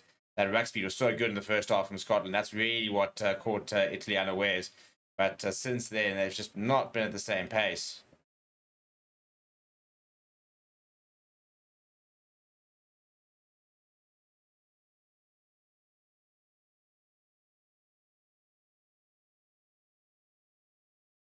That's not straight.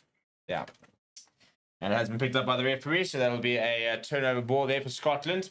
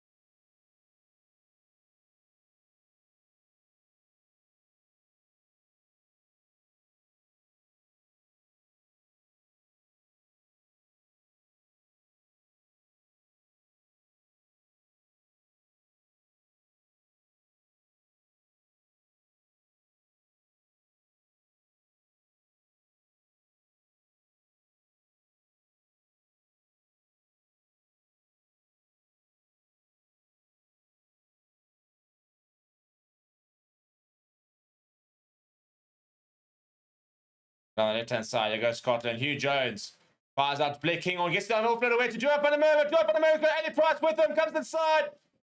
It is brought down. Scotland on the front foot. This is much better from them. And now the forwards arriving, getting to the party. Finn Russell there.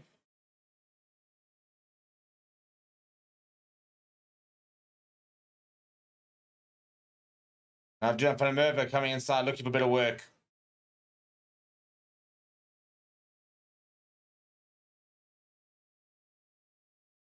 Five phases. Now Rory Dodge. This is already much better from Scotland. Eddie Price is caught on the ball. The ball goes loose. Turnover ball. That's really, really poor from Eddie Price. They might have a go look at a potential no-arms tackle from Lorenzo Canoni. Stephen Varney does find a clearance, but it's a penalty for Scotland. But are we going to look at a potential no-arms tackle here?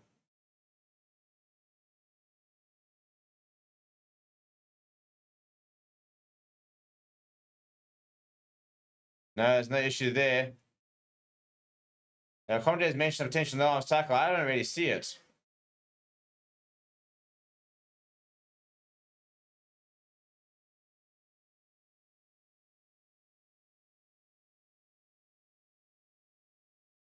I tell you what, if he had it at the beginning of the game, Greg Watchalong, he wouldn't have any left with the way they're playing badly.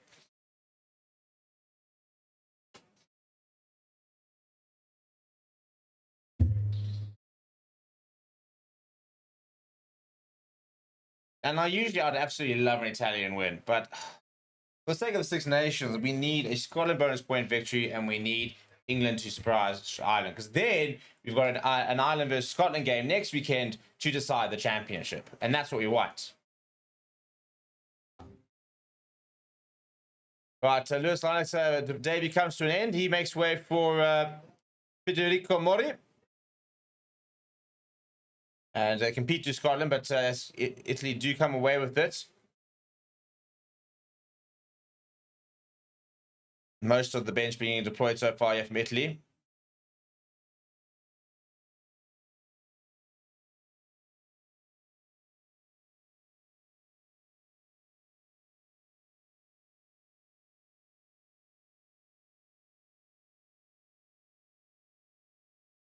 Stephen Varney goes to the boot. It's gone basically nowhere. Well taken in the end from Matt Ferguson. Hey, Price. Goes to Jamie Rich, who's on. I could use a bit of leadership from him.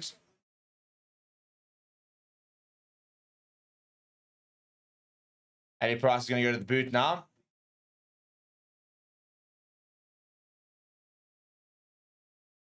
It's really well taken once again. Paulo got busy. He's been fantastic in the air. And a penalty for Italy as well. For being offside in front of the kicker. So Scotland imploding. Absolutely imploding here. And I think we're going to see them take the points here with Italy.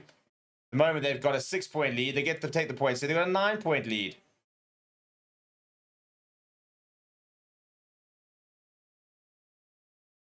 And this could be a masterclass of throwing away a decent Six Nations campaign from Scotland.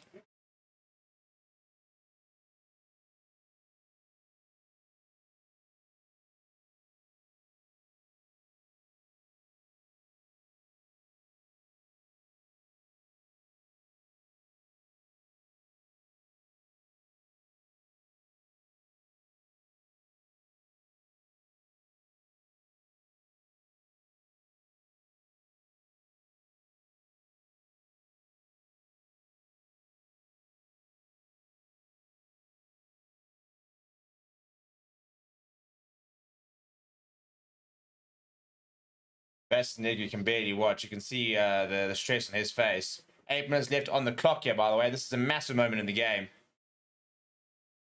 And this would basically virtually guarantee Ireland the Six Nations, just by the way. If we look at the points table, Ireland currently sitting with 15 points. If they win then later, then they do win the Six Nations. Got busy. That's a good kick from him. Straight down the middle here. And Scotland have got 7.5 minutes to try and stage a comeback here. This could be a huge result for Italy.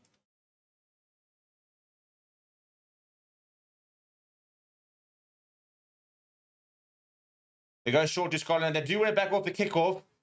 Which Scottish player is going to step up here? Matt Ferguson carries well.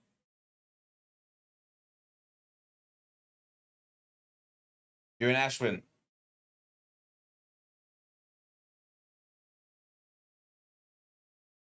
Rush defense there from Italy. Really, really good. Getting the offload away to Cameron Redpath. Goes to Blair Kinghorn. They need something to happen. Well, they have good steam, but absolutely hammered back was Miller Mills. Any Price going to Finn Russell. Finn Russell, a little bit of space there for Jack Dempsey. Price going back to Russell.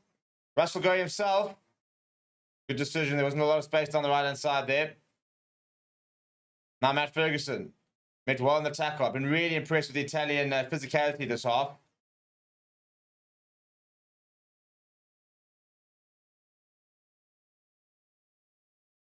Miller Mills. Almost held up once again. Tackle is called. Redpath, the first receiver. Keeping them within the heavies here are Scotland. Eddie Price sniping, almost going himself. Slips one tackle, looking for the offload. Leaves it behind. Jeff Van does really well to pick that up off the ground. Going through to the 11th phase now. Finn Russell. Lots of options. Fires off to Costain on the angle. Costain slips in front of Stephen Varney.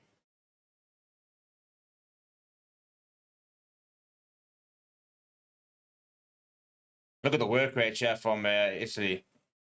Finn Russell. It's a good pass. Really good work here from Scotland. They usually remain Patient Jeff. Finn Russell popping it up, leaving it behind. He reckons it's been deliberately knocked on. Knock on advantage here for Scotland. John van der Merwe in behind the 22.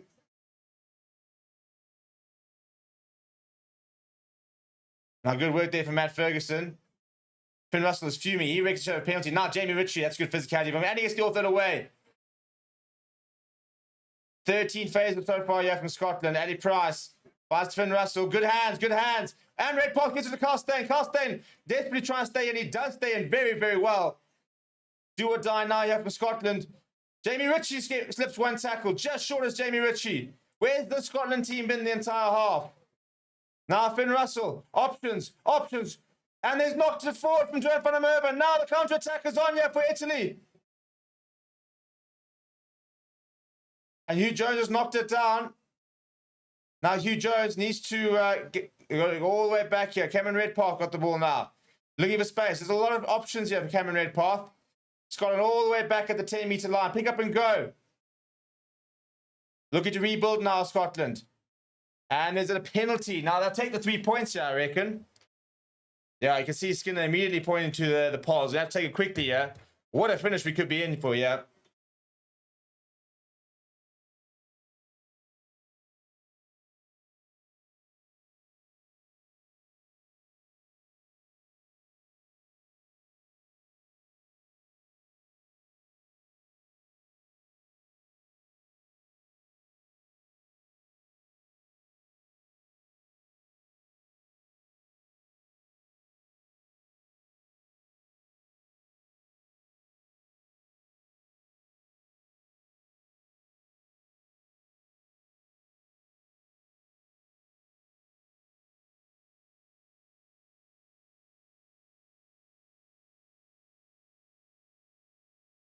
Big moment this, actually. There's a TMO check, and I think they want to go look at that knock on there. Finn Russell immediately called for the, said that it was a deliberate knockdown, and he wants a penalty.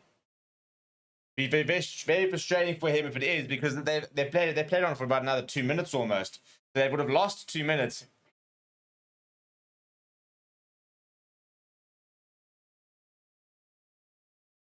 Let's have a look here. Finn Russell delayed the pass. Yeah, I'll tell you what, I think Federico Razza does do it deliberately. Yeah, he does have a bit of a swiper. It doesn't really look like he's making the tackle there.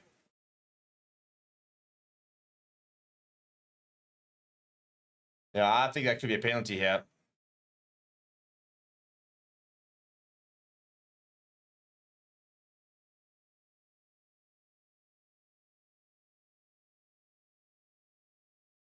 Oh, looking at a potential penalty try here as well. If this was an overlap.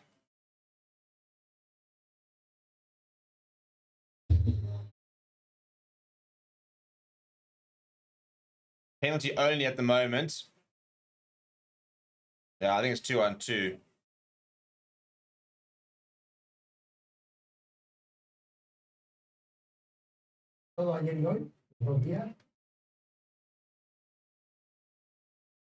Right, so I think we have a penalty here on the 5 meter, well, just shy of the 5 meter line here for Scotland. I think that'll change things. I think they'll then go for the corner, try and get a try, and then get going once again. Yeah, they reckon the touch judge reckons more than a penalty here. I tell you what, I think that if he doesn't do that, I think Hugh Jones goes on to score that, by the way.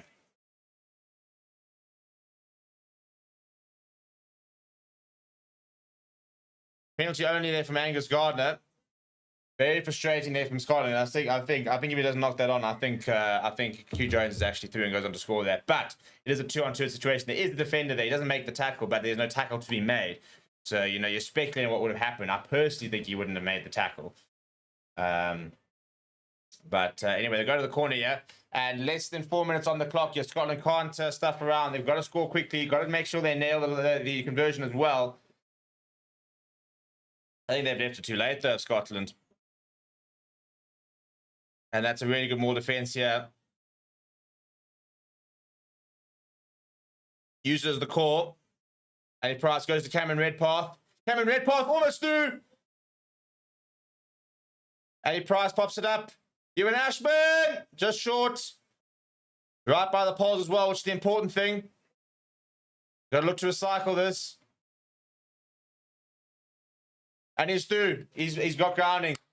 Try for Scotland. Kick to come. 2.5 minutes left. What an ending we're going to have here.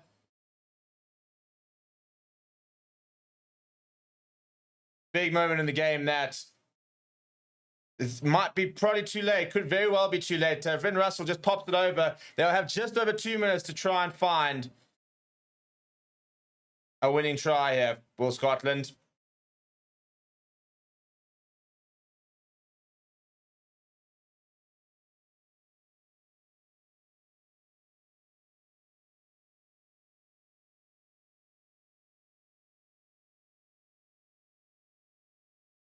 Look at the desperation on the Italian faces on the bench. They can't watch.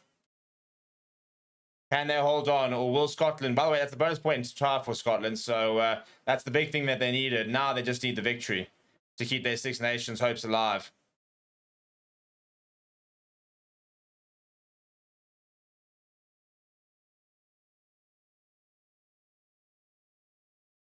Right, so Scotland, 1.5 minutes left on the clock.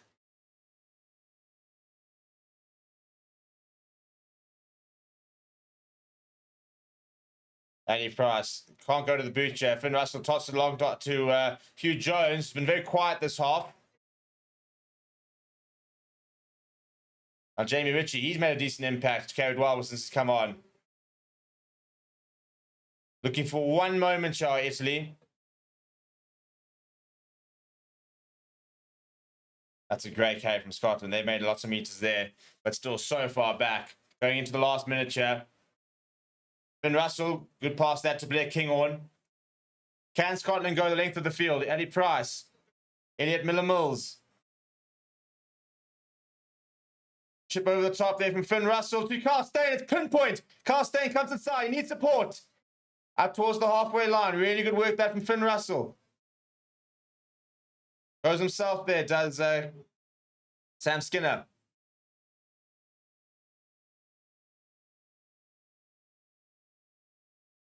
Scotland still so much still to go. 50 seconds left on the clock. Blair Kinghorn. Blair Kinghorn almost through. Desperate defense here from Italy. 5 seconds left. The clock's about to turn red.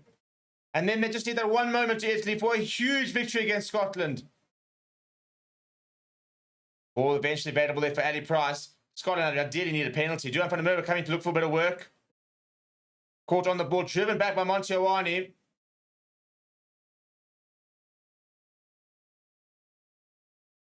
Jeepers me, this is proper heart and mouth stuff here. And they, yes, defending like their lives depend on it so far, the Italians. They just need that one penalty, that one moment. Finn Russell going himself. Have to protect the ball here, Scotland. Ali Price wants to go down the short side. Carstein up against the end. Throws it back inside, does keep it in. They're still going past the 10-meter line, goes Scotland. Where's the support? Ali Price eventually getting up there. Finn Russell. They've got numbers. Pass it, man. Cameron Redpath. Comes back inside as Dak Dempsey. Up to the 10-meter line. Finn Russell. Goes to Jamie Ritchie. Almost a fumble there. What ball retention this is. I'll tell you what, they score, yeah, they deserve to win. This is Scott, the ball over the top there from Finn Russell. Ball over the top now to Redpath. Steps inside one. You're throwing like chicken wing pass, stuff like that. 18 phases now from Scotland. I'd love to know how many tackles been made in this passage of play. Now, Blair Kinghorn. Carstein. The discipline here from Italy has to be absolutely pinpoint because now they're in 3-point territory.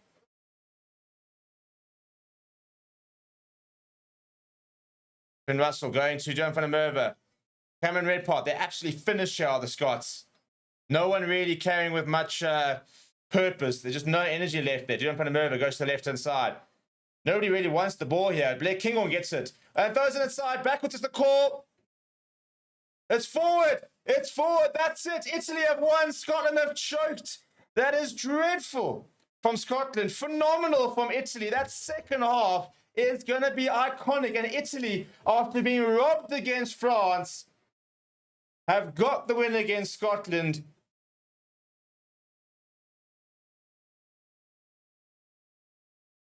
And that is huge. Absolutely huge. Look at them. The tears on the Italian faces. Pachetti's pumped. What a victory that is. Sebastian Negri in tears. They can't believe that. What a pass to play right at the end from Scotland. But where was that? They needed that so much sooner. And this Italian side, which I've been saying is coming, is coming, is coming. Well, they've arrived. They have arrived. What a game. People, thank you so much. We'll be live once again in about half an hour time. I'm going to send you over to that England versus Ireland stream, which should hopefully be a really good game. Now, England, the only team that can really... Well, I suppose Scotland will get 2 points out of that. They'll go to 11 points. So, again, England beat Ireland. Ireland don't get any points, then they mathematically can win the Six Nations, but that's a huge dent in their chances. Had they got a bonus point win there, they would have got 1 point behind Ireland. England, by the way, if they were to get a bonus point victory against Ireland and keep Ireland from getting any points, they'll have 13 points. So, but what that does mean, though, is that an Ireland win later will seal them the Six Nations title. So we'll see you guys with that game in a little over half an hour time. Please do smash like on the way out, subscribe to the channel,